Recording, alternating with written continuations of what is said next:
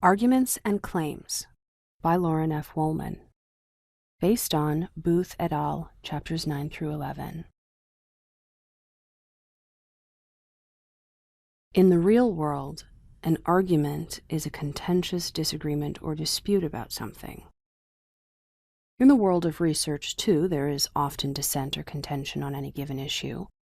But your argument is, in the academic sense, not a debate, but rather the core of your research project. Your argument is your central idea, your thesis, your policy recommendation, your contribution. Research is not just about compiling all the known literature or data on a given issue and then writing a report about it. Research is about analyzing and synthesizing material, ideas, facts, and generating something new and unique in the debate. Your contribution to Homeland Security through the master's thesis will come not from your competence in rounding up everyone else's ideas, but from developing your own ideas and getting them out in a compelling fashion. Your ideas in the thesis will take the form of your argument. This module will walk you through the 5 components of a good argument. Of course, you cannot force your reader to accept on its face anything you write. This is especially true if one or more aspects of your research seems weak, irrelevant, illogical, or of suspect authenticity. But a strong, in other words, persuasive research report always has a strong argument. Without it, no other aspect of the report can save you. An argument is strong because it's compelling, and it's compelling because it's well articulated, well documented, logically presented, and supported by reasons and evidence the reader accepts as convincing and true. In a thesis, you make a central claim, as well as numerous smaller claims. This is the essence of your argument. Each claim is made for a reason or reasons, and those reasons are supported by evidence. A smart researcher will also, in the process of making and supporting claims, anticipate the questions or challenges of the reader and respond to them as well. Finally, you'll have to provide a logical and definitive link between your claims and your reasons. Such a link is called a warrant. Taken together, these comprise the 5 elements of an argument, which are connected in a very specific logical sequence, no matter how you present them stylistically. Claims, reasons, evidence, anticipation of challenges, warrants. Your reader or consumer will ask these questions of your research, and so too must you. What do you claim? What reasons support that claim? What evidence supports those reasons? What are the most important and likeliest challenges to or questions about the preceding 3 items, and how do you respond? What principle or warrant justifies or confirms the link between your reasons and your claim? To put it another way, this string of elements is the core of your argument. Claim because of reason based on evidence. You'll see how elements 4 and 5 fit in later in the module. At this fairly early point in the research process, you can probably make a tentative claim in your argument. That is, you probably have a tentative answer or solution to your research question or problem. Later on, once you complete the evidence collecting and methodological steps of the analysis process, you can modify it, or change it totally, as often happens, to your final and main claim. The first step in building and articulating your claim is to determine what you want your reader to take from it. Are you making a theoretical claim, such that your reader's beliefs or understanding of the issue will be modified? Or do you want your reader to do something with your research, in which case you're making a practical claim? Maybe both. Most of you will be making practical claims, in which you're asking your reader to change his or her understanding of a problem, and not only to accept your solution, but to implement it. Assuming this to be the case, your reader will expect you to make at least two conceptual claims, one that explains what causes the problem, and the other that explains how to fix it. The criteria on which to base your argument can include whether your solution is feasible and can be implemented in a determinate or reasonable period of time, whether it will cost less to implement than the cost of the problem it purports to solve. Think not just in fiscal terms, but also in other units of measurement. Whether it will not create a bigger problem than the one it solves, whether it will cost less or work better than alternative solutions. In addition to these specifications, there are two main things to keep in mind when building or testing a claim. First, it must be specific.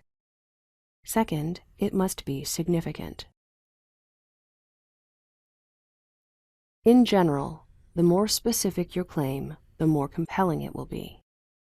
In order to fine-tune the specificity of a claim, you must pay attention to two things: language and logic. Specific language is a combination of detail and precision, calibrated to the topic and to your consumer. We can't tell you what to say or how to say it, but try to pay attention to how you phrase things. Define your terms. Provide persuasive and specific data. Draw clear parameters for your ideas or assertions. And avoid overwhelming your reader with extraneous detail that obscures your ideas. By specific logic, we mean your claim should exhibit a certain degree of logical complexity and nuance. Compare these two statements. The seam between Homeland Security and Homeland Defense must remain unambiguous. Versus, although the need for cooperation in the fight against terrorism across all levels and among all agencies of government, including the military, is clear, the seam between Homeland Security and Homeland Defense must remain unambiguous, especially when issues of Third Amendment protections against billeting without consent are concerned.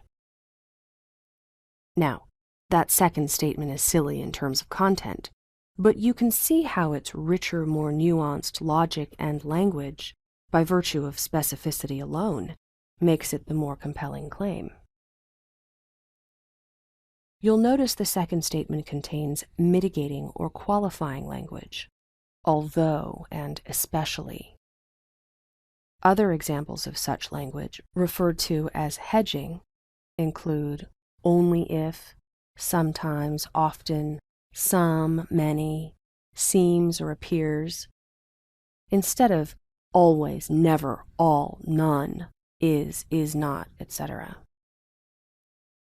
Judicious use of hedging is the mark of a nuanced claim and of an intellectually honest researcher. After all, how many absolute claims can you think of to make about any issue? Hedging demonstrates to the reader that you know the limits of your own claims and are acknowledging possible counterclaims preemptively. Be careful, though, not to take this too far, or you'll seem hesitant and your work too tentative to be useful. In this context, the significance of a claim is not the same as its relevance, but rather more like its magnitude.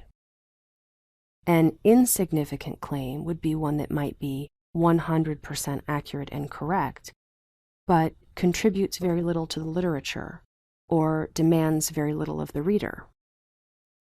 A fairly significant claim would be one that contributes new knowledge to the field and also settles some question, problem, or puzzle that had been to that point unresolved. A highly significant claim, finally, would be one that contributes knowledge to the literature and uses that knowledge to overturn or upset the debate. It demands a complete conceptual or operational revolution by the reader, or establishes a totally new conceptual framework. Keep in mind, as you consider the significance of your main claim, that we know you all wish to make the most revolutionary, head-spinning, earth-shattering claim ever to hit Homeland Security. Go for it. But remember, you'll still have to prove it and back it up. The more significant the claim, the more resistance you'll encounter from your reader. Each of your claims must be supported by two things: reasons and evidence, the former predicated on the latter. Let's look first at reasons. Reasons constitute, in a nutshell, the logical structure and flow of your claim. They're the because part of your claim, and your reader will look to reasons first in determining the strength of your argument. If your reasons are sound and are buttressed by solid evidence, your reader is more likely to accept your claim. Reasons provide a sort of logical map of your thesis and tell the reader where you intend to go and why. They can, inversely, provide a useful tool for you to organize your thoughts and evidence, arrange the components of your project, and check the logic of your argument. Try this. Create a storyboard of your project in which you write out your main claim, each subclaim, the reasons for those claims, and the evidence supporting your reasons on separate index cards. Then arrange the cards on a blank wall, left to right, until the logical relationships are visible and the storyboard reflects your project as you understand it. Don't be afraid to try different arrangements or to revise the order as you find new evidence, develop new ideas, or receive additional feedback. You may ultimately follow this order in the structure of your thesis, with each subclaim or reason comprising a separate chapter, for example. But you're not obliged to do so. The idea here is to reduce your argument down to its component logical parts, and then reassemble it under the light of closer scrutiny. You'll be surprised at how hard it makes you think. Excusing the pun, let us state explicitly what may seem to you self-evident. Reasons are not the same as evidence. As you get further into your project and deeper into the recesses of your own muddled mind, and this should happen around IR 5, you may well fall into the trap of conflating the two. Another reason to construct your storyboard. A reason is based on evidence, but evidence cannot be based on reasons. Your evidence is the foundation of your entire argument, and is most often the place a critic will look to discredit your work. It is absolutely imperative that you view evidence skeptically, weigh it carefully, and report it thoroughly. Your evidence must be authoritative, accurate, representative, and sufficient. Are your sources trustworthy? Are they experts in their field? Are they professional, moderated journals, commonly cited and respected books? As you drill more deeply into your sources, both primary and secondary, you'll begin to run across certain individuals and works frequently. The mere fact that a scholar is famous and considered expert, or a book, journal, fact, or dataset is cited throughout the literature, does not guarantee its accuracy. Indeed, many an expert or fact has been proven wrong.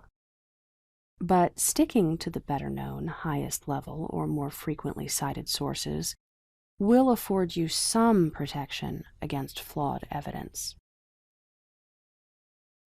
Despite the growing literature on Homeland Security, you are pioneering this field, and many of you will have to forge your own paths, identify your own experts, or create from scratch your own datasets and relevant literatures. That's the most exciting kind of research, but it also demands the most exacting and precise use of evidence.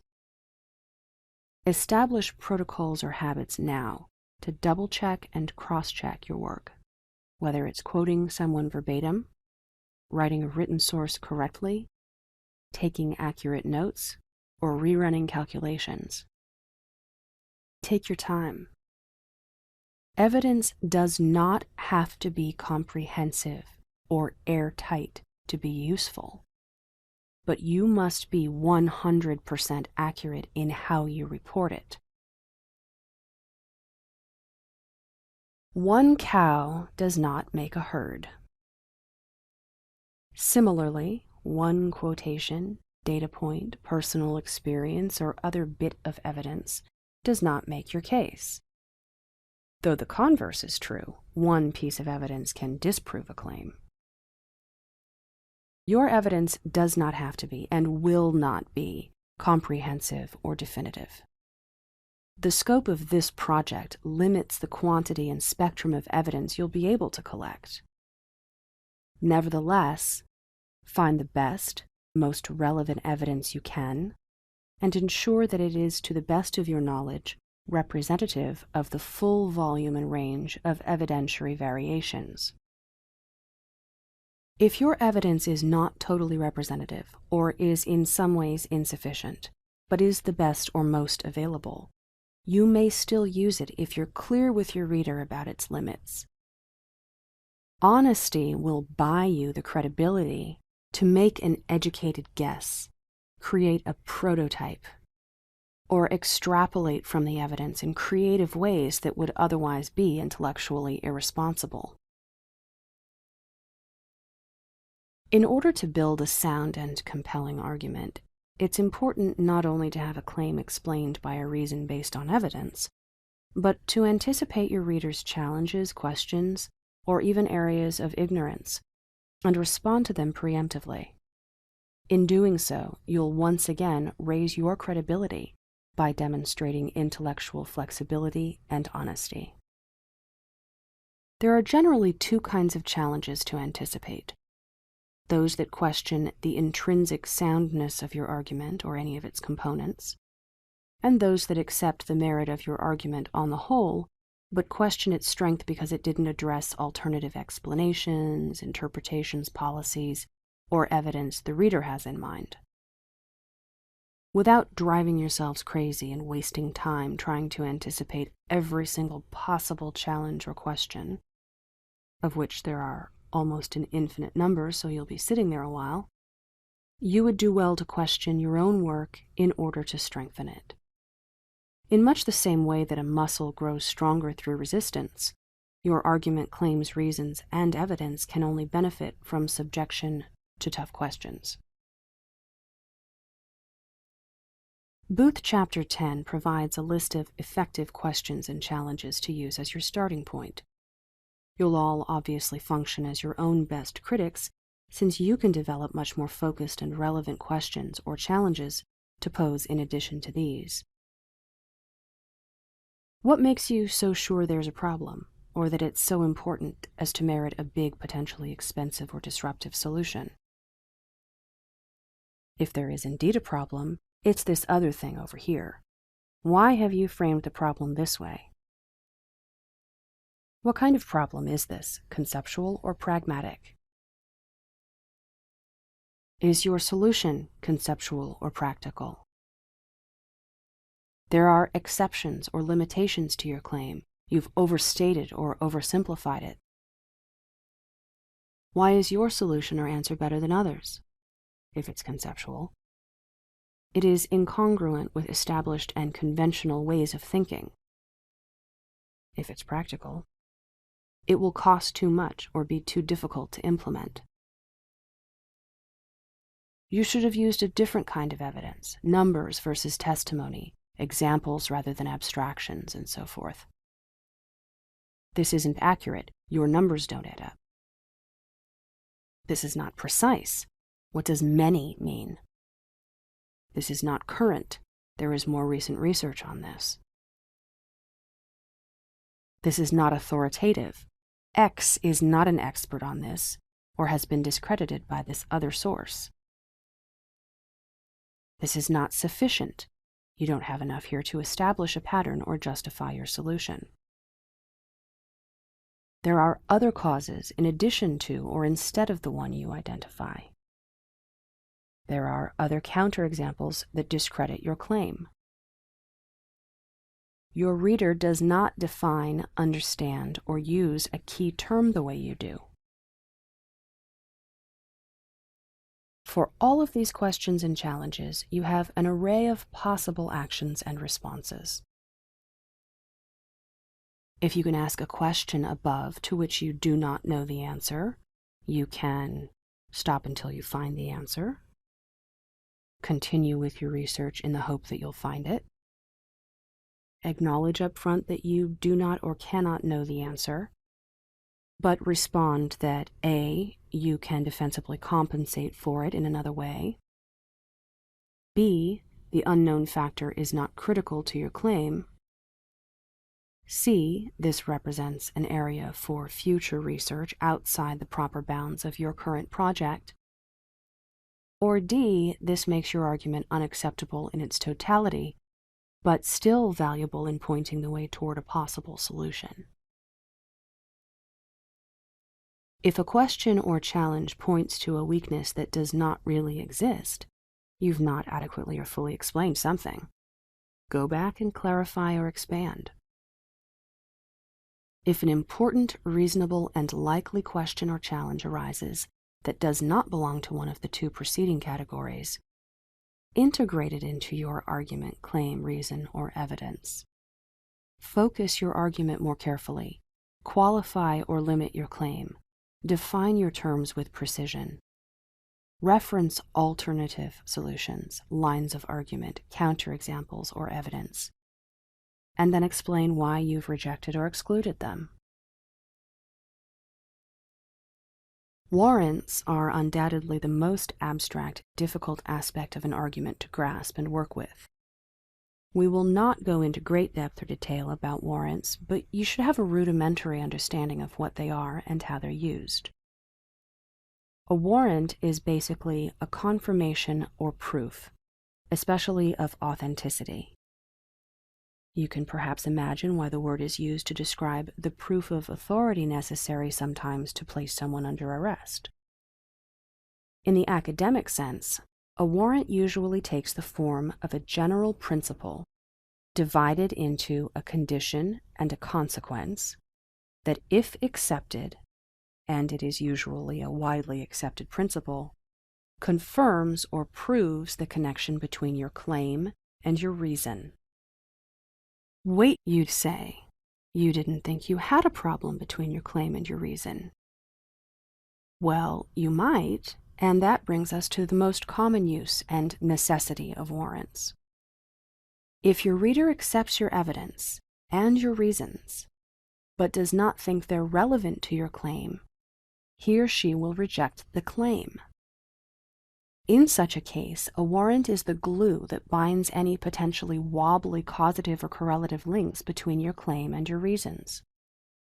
A warrant may be a common sense guideline, a generally accepted principle, a definition, or a number of other things, but it will always contain an if-then logic, called the condition-consequence sequence.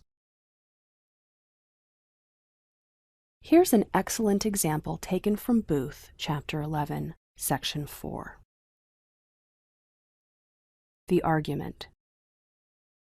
We believe that, contrary to popular belief, gun ownership was not widespread in the first half of the 19th century in America, or before, because guns were so rarely mentioned in wills.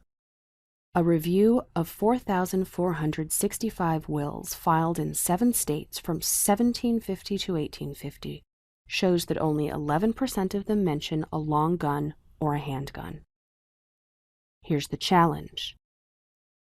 Because of the politically charged nature of the issue of gun ownership, many people would be disinclined to believe that gun ownership was not ubiquitous in the Revolutionary and post-Revolutionary period, and will resist this argument.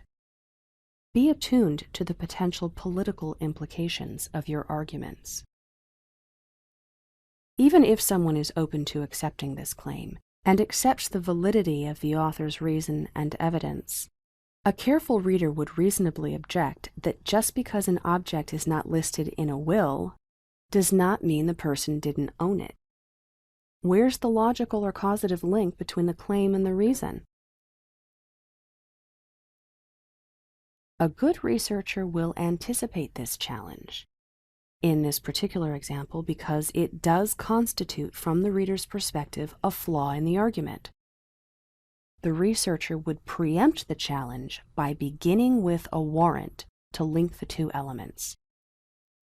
In the 18th and 19th centuries, most household objects were regularly listed in wills, especially if they were valuable objects like guns. So when someone failed to mention such an object, he probably did not own one. A warrant is sometimes a common-sense principle of which the reader needs to be reminded. In this case, the warrant was a specific piece of information the reader probably lacked. Warrants draw our attention to the value of knowing one's reader, or consumer as we've sometimes been calling him or her. Not just so you can produce research that's intrinsically valuable or useful, but so you can present it in ways appropriate to your reader's level of interest, knowledge, or expertise. If our researcher in the example above were writing to her community of 18th century historians, she might not need to add the warrant because her readers would already understand the implicit link between the claim and the reason. If her work is directed to even a general audience, on the other hand, unfamiliar with the period or culture in question, she had better reinforce her claim with all the warrants and evidence available.